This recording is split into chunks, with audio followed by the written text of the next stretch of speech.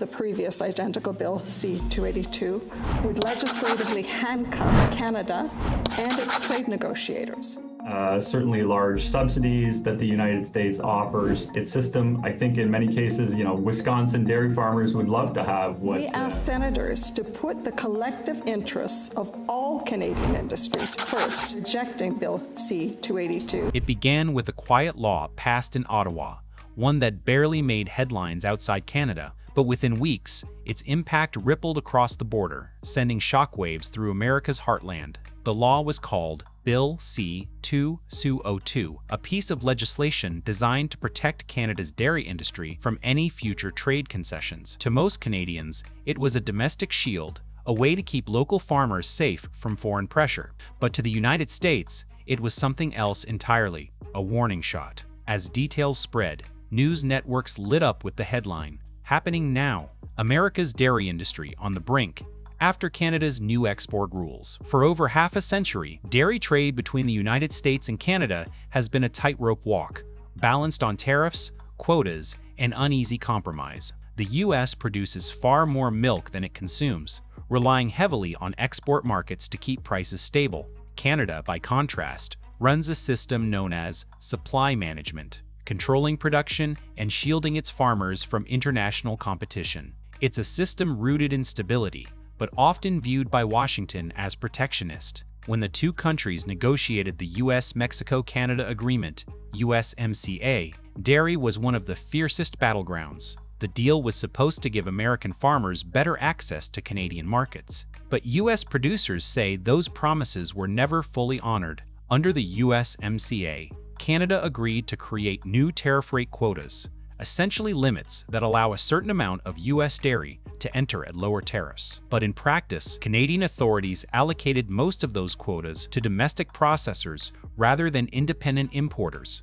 effectively locking out American exporters. Washington challenged Canada twice through official dispute panels and won both cases, yet little changed on the ground. U.S. farmers continued to complain that their milk, cheese, and yogurt faced invisible walls, not at the border, but within Canada's bureaucratic machinery. Then came Bill C-202, passed unanimously by the Canadian Parliament in mid-2025. The bill made it illegal for future Canadian trade negotiators to ever offer new access to supply-managed industries like dairy, eggs, and poultry in any international trade deal. To American officials, it looked like Canada had just closed the door for good. The U.S. Trade Representative's Office warned that the law undermines the spirit of USMCA. The National Milk Producers Federation in Washington called it a direct assault on fair competition. American dairy executives accused Ottawa of rewriting the rules to favor domestic players and freeze out foreign rivals. For many in the industry, the message was clear. Canada was done playing by shared trade rules. The timing couldn't have been worse. U.S. dairy farmers were already struggling with declining global prices, oversupply, and shrinking margins. The Midwest, Wisconsin, Minnesota, and Iowa had faced wave after wave of small farm closures. Now, with Canada's new restriction, one of their most consistent export markets was vanishing. The Canadian government argued that the new measures were not an export ban, but a reaffirmation of national sovereignty. Yet, buried in the fine print of the new rules were changes that restricted re-export of Canadian processed dairy products that contained U.S. milk components. That single clause effectively strangled a major cross-border trade channel used by American cooperatives to move surplus dairy through Canada and onto world markets. Within days of the announcement, the effects were visible. Milk tankers headed north were turned around at the border. Cheese shipments to Quebec were halted pending licensing review.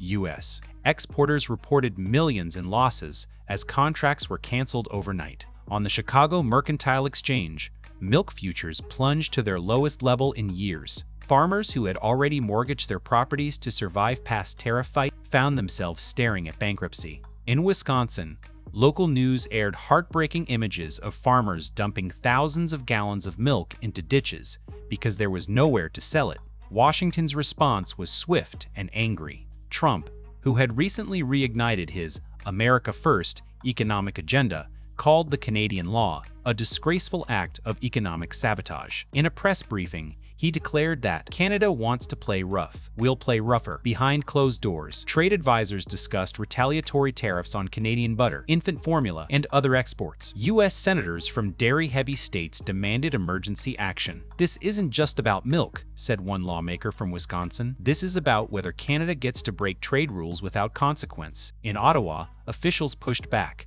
They reminded the world that Canada's supply management system had existed for decades and was central to the livelihoods of thousands of family farmers. We will not let foreign pressure dictate how we feed our people, said one MP. We are not dismantling our dairy industry to satisfy American corporations. Prime Minister Mark Carney defended the new measures as a sovereign safeguard, framing them as protection against future U.S. demands. His approval ratings in rural Quebec and Ontario soared, while Washington fumed. As rhetoric escalated, real economic pain set in. Analysts estimated that the restrictions could cost U.S. dairy producers over $3 billion annually in lost exports and price depression. Small towns dependent on dairy processing began to feel the strain. Trucking companies laid off workers. Packaging plants shut down. The dairy crisis spread like a chain reaction through rural America. In Wisconsin, known as America's Dairyland, local banks reported an alarming rise in farm foreclosures. Mental health hotlines for farmers were overwhelmed. Economists warned that the country was approaching a breaking point not seen since the 1980s farm crisis. Global markets took notice too. With less U.S. dairy flowing north, Canada increased imports from Europe and New Zealand. Meanwhile, Asian buyers that once depended on American cheese and powdered milk shifted to Canadian and Australian suppliers. For the first time in history, U.S. dairy lost its dominance in several key export categories. Analysts on business networks framed it as the Great Dairy Realignment, a structural shift that could take years to reverse. The International Dairy Federation predicted that if the dispute persisted, North American dairy prices could diverge completely, creating two separate markets divided by politics rather than economics. Inside the White House, tempers flared. Advisors proposed a retaliatory milk tax on Canadian imports. Others suggested blocking Canadian dairy trucks at the border until Ottawa relented. But every move risked escalation.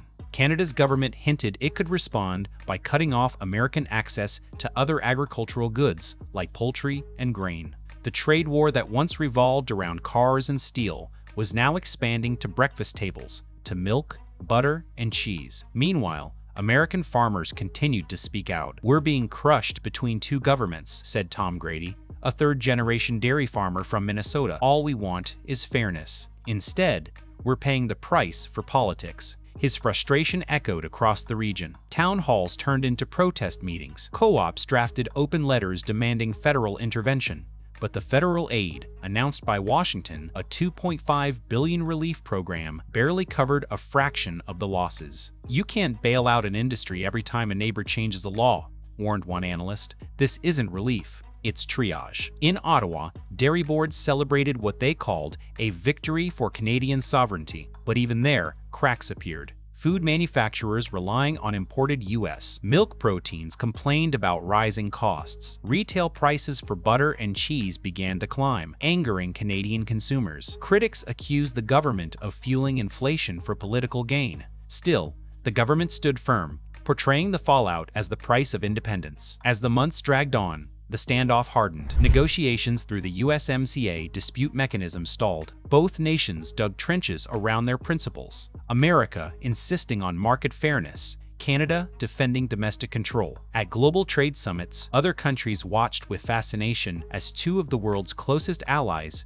turned adversaries over dairy. Commentators called it a war of pride wrapped in a carton of milk. By autumn, the damage was undeniable. Hundreds of U.S. dairy farms had gone bankrupt. Canadian imports from the U.S. had fallen to their lowest level in decades. The cross-border supply chain that once symbolized North American unity had fractured beyond repair. Truckers who once made daily runs between Wisconsin and Ontario now found themselves jobless. The farmers who survived spoke in weary tones about survival, not prosperity. "We used to talk about weather and yields," one farmer said. "Now all we talk about is politics." Economists warn that the conflict may mark the end of integrated North American dairy trade. With Bill C-202 enshrined in law and neither side willing to blink, analysts predict a long-term decoupling of the two markets. U.S. companies are already seeking new trade routes to Asia, while Canada courts European partners. The friendship that once turned neighbors into allies has been replaced by quiet resentment and economic distance. In the end, the story of America's dairy crisis isn't just about milk. It's about pride, policy, and the fragile balance between protection and partnership. What began as a legal maneuver in Ottawa has spiraled into a continental confrontation, threatening livelihoods across both borders. The cows still graze, the milk still flows, but the trust that once defined North American trade has curdled. And as farmers on both sides of the border count their losses, one truth stands clear: when politics takes the wheel, even the simplest glass of milk can become a weapon.